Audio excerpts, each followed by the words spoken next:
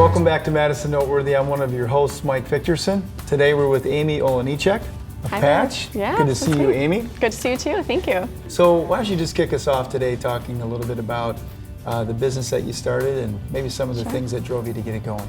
Yeah, absolutely. So the business is called Patch. That stands for Providers and Teens Communicating for Health. Okay. So we take teenagers, we put them in the same room as healthcare providers, doctors, nurses, anyone who provides clinical care, and we get them talking. So they talk. You get teens talking. We get teens talking. That's unbelievable. So Amy, one of the things about entrepreneurs, they often see an unmet need in an area of passion or opportunity and say, I can do something to change that situation.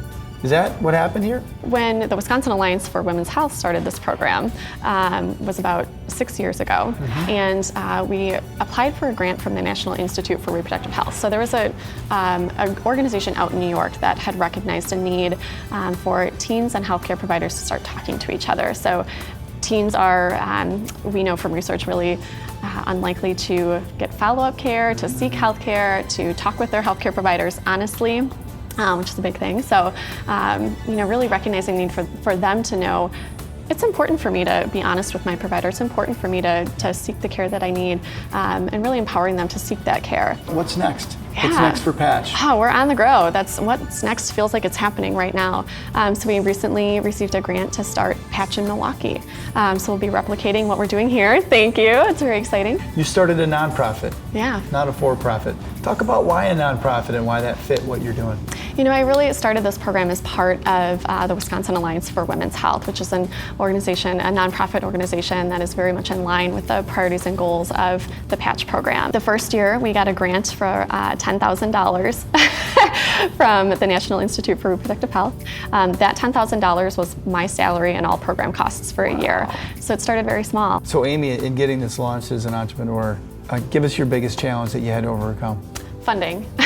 Funding, money, really looking for partners that were willing to buy into the program and support it. So spending a lot of time finding those partners and having great conversations with them. So as you're doing that work, what did you find actually worked? What moved the needle? Recognizing that people like you have teens at home and care about them and really want the best for them, and letting them know that we have an answer to that. We have a way to make them be healthier adults in the future. And teens, it almost feels like it was a forgotten group or something. Yeah. Why teens? They're a lost group, absolutely. They're sort of that muddled middle, and I think a lot of adults are afraid of teens. They don't know how to deal with them, how to talk to them, and therefore there's a lot of miscommunication there. And you're clearly finding money to help with teens in this. Why are people giving money to it? They're our next generation. They're the next adults. They are our next advocates. They're our next entrepreneurs. I think we have to invest in them if we really want to invest in Dane County as a community. And then you as a leader, you said, you mentioned before you've got an organization. What have you learned about being a leader and an entrepreneur at the same time?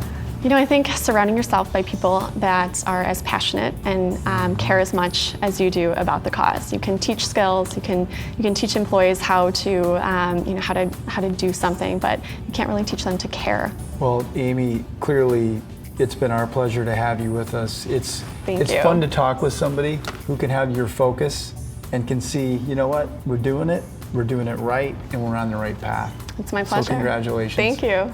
And Madison, thank you so much for tuning into this latest episode of Noteworthy. We'll see you next time.